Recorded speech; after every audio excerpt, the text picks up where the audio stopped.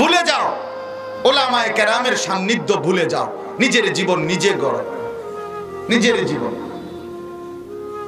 জীবন নিজেই গড়ো। তুমি স্বাধীন, তোমার জিন্দেগি তুমি, তোমার যেটা ভালো লাগে সেটা, তোমার কাছে যেটা পছন্দ। চুল রাখবা কেমনে দেখো, 50টা স্টাইল দেখো, তুমি একটা পছন্দ করে নাও। প্যান্ট পরবা কোনটা দেখো, মার্কেটে 10টা দোকান ঘুরে তোমার কাছে যেই মডেলটা ভালো লাগছে ওইটা পরো।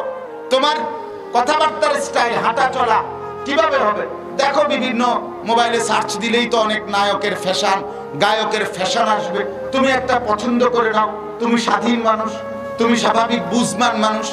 এই ষড়যন্ত্র, অর্থাৎ নিজের মতো করে নিজেকে গড়ে তোলা, নিজস্ব যোগ্যতায় নিজেকে গড়ে তোলা, নিজের খেয়াল খুশি মতো নিজেকে গড়ে তোলা চেষ্টা করা হচ্ছে। আল্লাহর কসম, কোরআনে আল্লাহ বলছে, নিজের খেয়াল খুশি মতো যে চলে সে মানুষ না, জানোয়ার। এটা বেটা, জানোয়ার। এটা স্পষ্ট বলছে আল্লাহ, ইনহুম ইল্লা কাল আনআম। এটা মানুষের বাচ্চা না, এটা আর কিছু নয়, শুধু জানোয়ার।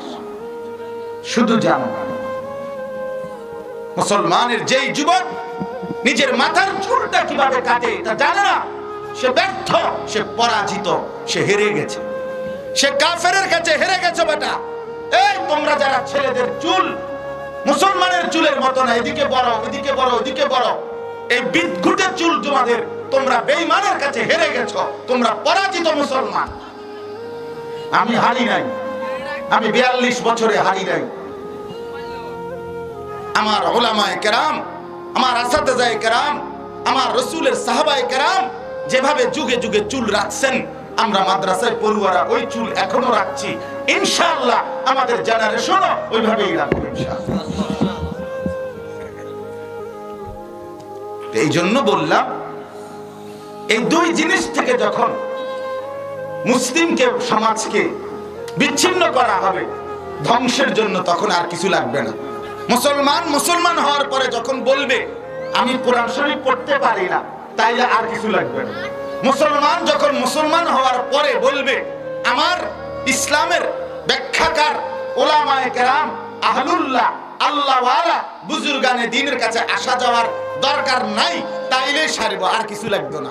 তার ধ্বংস, তার চরিত্রহীনতা, তার বরবাদি, তার নাফরমানি জিন্দেগি, জাহান্নামী জিন্দেগির জন্য যথেষ্ট। এটা একটা বাস্তবতা।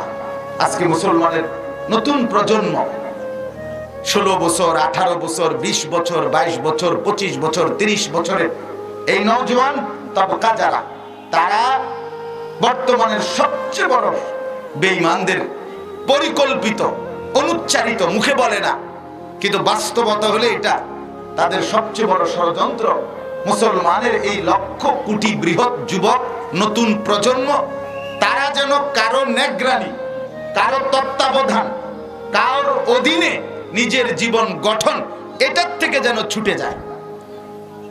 তুমি আর মোবাইল, খালাস। আমারে খোদায় বানাইছে মোবাইল টিপতাম, মোবাইল রে বানাইছে আমার জন্য, শেষ। হাসলে মোবাইল, কাঁদলেও মোবাইল।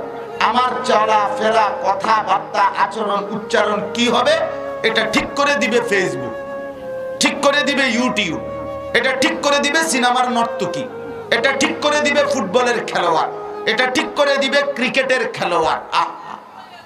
আফসোসের ব্যাপার। অর্থাৎ মুসলমানের এই সংখ্যাগরিষ্ঠ যুবককে আজকে দুইটা জিনিস থেকে বঞ্চিত করা হচ্ছে। এক, কিতাবুল্লাহ, আল্লাহর কোরআন, রাসূলুল্লাহর সুন্নাহ থেকে একদম দূরে সরায় দিছে। 12 বছর ছেলেটা পড়লো, মুসলমানের বাচ্চা, বাপও মুসলমান, মাও মুসলমান, ছেলেও মুসলমান, মেয়েও মুসলমান। সেই ক্লাস 1 থেকে এসএসসি অথবা এসএসসির পরে ইন্টার, ইন্টারের পরে আরো অনার্স, মাস্টার্স, তাহলে 16 বছর পড়ার পর মা বাপ একটা বারো ভাবলো না যে 16 বছরে আমার বাচ্চাটা, আমার ছেলেটা, মেয়েটা আল্লাহর কোরআন, আমার ধর্মের কিতাব, এটা কতদূর ছায়া ছায়া দেখা দেখাও পড়তে পারে না, আমি পড়াইলাম কি আর আমার ফুতে পড়লো কি? বাপের কলিজার থেকেও বেঈমানে দুশমন কোরআন অপরিচিত করে দিছে, সন্তানের কলিজার থেকেও কোরআন অপরিচিত করে দিছে। আজ বাপও বুঝলো না আমার সন্তানকে কোরআন শেখানো দরকার, সন্তান নিজেও বুঝলো না যে আমি 16 বছর লাগাইয়া পড়লাম এত কিছু আমার মালিকের কিতাব, এটাকে পড়লাম না, এটা কেন পড়লাম না? আফসোসের ব্যাপার, আফসোসের ব্যাপার। ডক্টরেট ডিগ্রিধারী, বিদেশ থেকে উচ্চ ডিগ্রি আনছে, ইংরেজি বলে শুদ্ধ, বাংলা বলে শুদ্ধ, কিন্তু একটা কোরআন শরীফের শব্দ আরবি শুদ্ধ বলতে পারে না, এমন মানুষ অসংখ্য আমার এই দুই চোখে আমি দেখছি। বক্তব্য দেয় আমগো সামনে, তো মাহফিলে কত বেড়ই বক্তৃতা দেয় হুনি, ইংরেজি কয় দারুণ, বাংলাও কয় সুন্দর, কিন্তু যদি কোনো কারণে একটা আরবি কয় আল্লাহু আকবার, অশুদ্ধ, এত অশুদ্ধ না, অশুদ্ধ লিখতে এত অশুদ্ধ, বুঝেন নাই কথাটা? আরবিটাই শুধু শুদ্ধ কইতে পারে না। কোরআন শরীফের শব্দ কুল্লু নাফসিন যায়কাতুল মাউত, কুল্লু নাফসিন এটা কিতা বলে? কুল্লু নাফসিন কিতা মানে এটারে ইংরেজি ওই যে ইট বানায় যে কাঠের যে বক্সটা, এর মধ্যে মাটি দিয়ে না, এরপর এটারে তো ইংরেজির এই বক্সটার ভিতরে ডাস্টার ভিতরে ঢুকাইয়া এরপর এটার বাইরে গেছে আর কি, ফলে এটা নাফসিন হয়ে গেছে। এটা তো আরবি নাই, এটা ইংরেজি বাংলা মিললে একটা কিছু একটা বাইরেছে।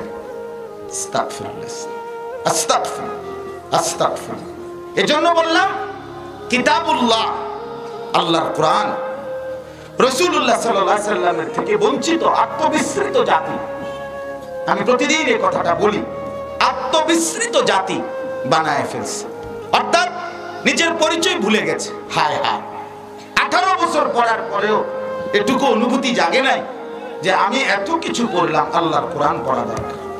আর এর 2 নাম্বার হলো রিজালুল্লাহ, আজকের প্রজন্মকে আল্লাহ তাআলার মনোনীত নেক বান্দা, যারা মানুষের রাহবারি করে, যারা মানুষের ইসলাহ করে, সেই হক্কানি রব্বানি ওলামা আল্লাহওয়ালা আহলুল্লাহদের কাছ থেকে সরাইবার জন্য, বিচ্ছিন্ন করার জন্য সর্বাত্মক বহুমুখী কৌশলী প্রচেষ্টা আজকের সমাজে সারা পৃথিবীর মুসলমানের বিরুদ্ধে চলছে।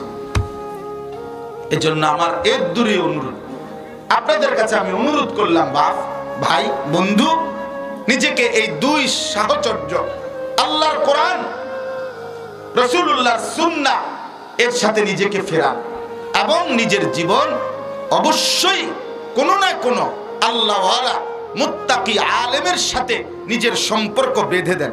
আমার আখিরি নসিহত আজকে আবারও বললাম আপনাদের সবার কাছে, আল্লাহওয়ালা হক্কানি রব্বানি মুত্তাকি আল্লাহওয়ালা বুজুর্গ ওলামায়ে কেরামের সাহচর্য, সান্নিধ্য, ওনাদের সাথে নিয়মিত আসা যাওয়া সম্পর্ক যুবকরাও চেষ্টা করে তৈরি করেন, মুরব্বীরাও তৈরি করেন।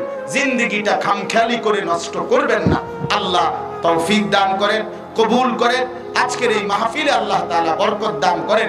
হুরুয়া মাদ্রাসাকে আল্লাহ তাআলা কিয়ামত পর্যন্ত কায়েম দায়েম করে দেন। সুবহানাল্লাহি ওয়া বিহামদিহি, সুবহানাল্লাহ।